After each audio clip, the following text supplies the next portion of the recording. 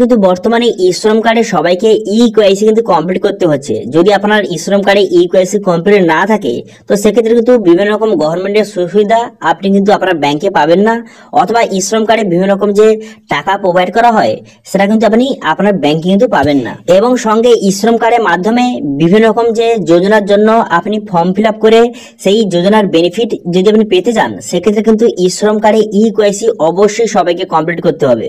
তো সেই জন্য আজকের ভিডিওতে আপনাদের দেখাবো যে ই শ্রম কার্ডে ই কেওয়াইসি আপনি কিভাবে কমপ্লিট করবেন, এবং সঙ্গে আপনাদের বলে কি এই ই শ্রম কার্ডে ই কেওয়াইসি করার জন্য আপনাকে কোথাও যেতে হবে না। আপনি বাড়িতে বসে আপনার মোবাইল থেকে মাত্র 2 মিনিটের মধ্যে এই ই কেওয়াইসি কমপ্লিট করতে পারবেন, এবং 24 ঘন্টার মধ্যে আপনার ই কেওয়াইসি কিন্তু কমপ্লিট হয়ে যাবে, এবং 24 ঘন্টার মধ্যে এই ই কেওয়াইসিটা আপডেট হয়ে যাবে। তো কিভাবে ই কেওয়াইসি করবেন তা স্টেপ বাই স্টেপ প্রসেস দেখাবো। সেই জন্য ভিডিওটা প্রথম থেকে শেষ পর্যন্ত অবশ্যই দেখবেন মনোযোগ সহকারে, এবং আমাদের চ্যানেলে প্রথমবার ভিজিট করে থাকলে আমাদের চ্যানেলটিকে সাবস্ক্রাইব করে রাখুন এবং পাশে থাকা বেল আইকনটাকে অন করে রাখুন, কারণ আমরা এরকম রিলেটেড নিত্য ভিডিও নিয়ে আসি। তো চলুন আজকে ভিডিওটা শুরু করা যাক। তো প্রথম কিন্তু ই শ্রম কার্ডের অফিসিয়াল ওয়েবসাইটে চলে আসবেন, এই লিংক ভিডিও ডেসক্রিপশন দিয়ে দেবো, সেখান থেকে ডাইরেক্ট এখানে চলে আসার পর এরপর আপনি কি করবেন, এখানে দেখতে পাচ্ছেন অলরেডি রেজিস্টার আপডেট বলে অপশন রয়েছে, এই অপশন আপনি ক্লিক করবেন। এই অপশনে ক্লিক করে দেওয়ার সঙ্গে সঙ্গে নেক্সট পেজ কিন্তু আপনার সামনে ওপেন হয়ে যাবে। নেক্সট পেজ ওপেন হয়ে যাওয়ার পর এরপর কিন্তু থ্রি ডট অপশনে কিন্তু ক্লিক করবেন।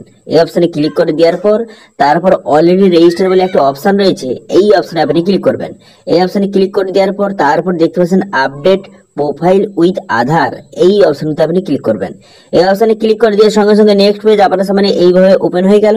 ওপেন হয়ে যাওয়ার পর এরপর আপনি কি করবেন, এরপর যেই মোবাইল নাম্বারটি দিয়ে আপনি ই শ্রম কার্ড করেছিলেন সেই মোবাইল নাম্বারটা বসিয়ে ক্যাপচা বসিয়ে এখানে সেন্ড ওটিপি বাটনে ক্লিক করবেন। সেন্ড ওটিপি বাটনে ক্লিক করে দেওয়ার পর তারপরে কিন্তু আপনার এই মোবাইল নাম্বারে একটি ওটিপি যাবে, সেই ওটিপিটা এখানে সঠিকভাবে বসিয়ে এখানে সাবমিট বাটনে ক্লিক করবেন। সাবমিট বাটনে ক্লিক করে দেওয়ার সঙ্গে সঙ্গে নেক্সট পেজ কিন্তু আপনার সামনে ওপেন হয়ে যাবে। নেক্সট পেজ ওপেন হয়ে যাওয়ার পর তারপরে আধার নাম্বার, এখানে তো আধার নাম্বারটা আপনি সঠিকভাবে বসিয়ে দিবেন, ঠিক আছে। আধার নাম্বারটা সঠিকভাবে বসিয়ে দেওয়ার পর তারপর ওটিপি সিলেক্ট করবেন। ওটিপি সিলেক্ট করে নেওয়ার পর ক্যাপচাটা বসিয়ে তারপর এখানে সাবমিট বাটন দেখতে পাচ্ছেন, এই সাবমিট বাটনে আপনি ক্লিক করবেন।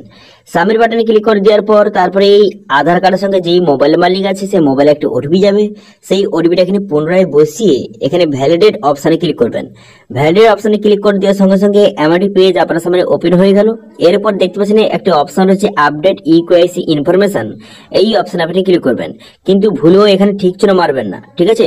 আপনি কেবলমাত্র আপডেট ই কেওয়াইসি ইনফরমেশন এই অপশনে আপনি এখানে ক্লিক করবেন। এই অপশনে ক্লিক করে দেওয়ার পর তারপর কিন্তু এমআরটি পেজ আপনার সামনে ওপেন হয়ে গেল।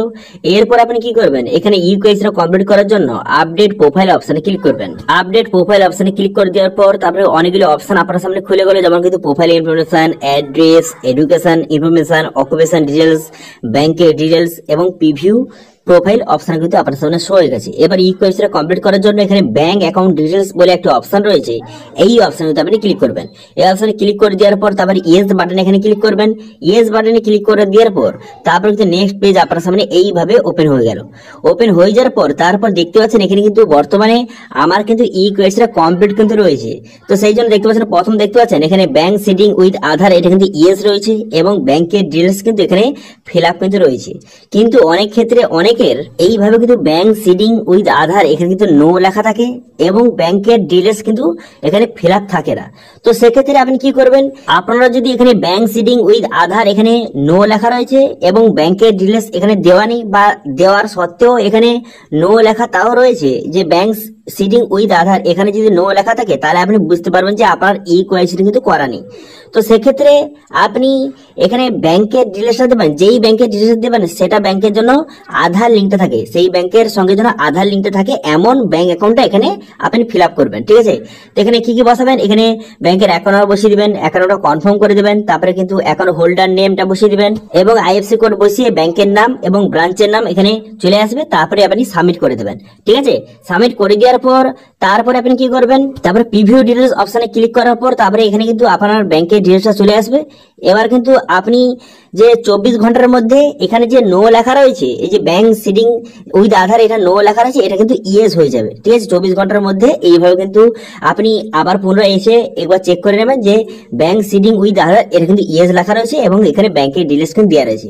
তো আপনাদের যদি এখানে ব্যাংক সিডিং উইথ আধার এখানে যদি নো লেখা থাকে তাহলে সেক্ষেত্রে কিন্তু আপনার যেই ব্যাংকের সঙ্গে আধার লিঙ্কটা বর্তমান রয়েছে সেই ব্যাংকের ডিটেলসটা এখানে ফিল আপ করবেন। ফিল আপ করে দিয়ে সাবমিট করে দেওয়ার পর তারপরে 24 ঘন্টার মধ্যে এখানে ব্যাংক সিডিং, এখানে উইথ আধার এটা ইয়েস হয়ে যাবে।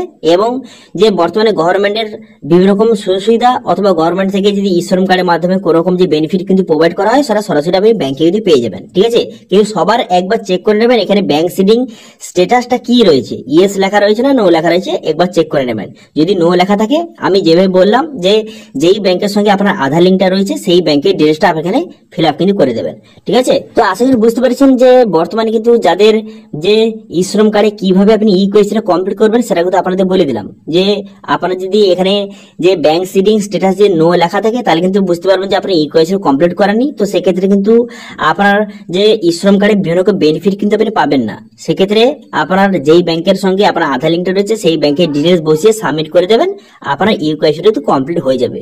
ঠিক আছে, তো এটা ছিল আজকের আপডেট। ভিডিওটা ভালো লাগে থাকলে ভিডিওটাকে লাইক করে দেবেন এবং ভিডিও কিন্তু বন্ধুর সঙ্গে শেয়ার করে দেবেন। এবং আমাদের চ্যানেলে প্রথমবার ভিজিট করে থাকলে আমাদের চ্যানেলটিকে সাবস্ক্রাইব করে রাখুন এবং পাশে থাকা বেল আইকনটাকে অন করে রাখুন, কারণ আমরা এরকম রিলেটেড নিত্য ভিডিও নিয়ে আসি। আজকের ভিডিওটা এই পর্যন্ত, দেখা হচ্ছে নেক্সট ভিডিওতে।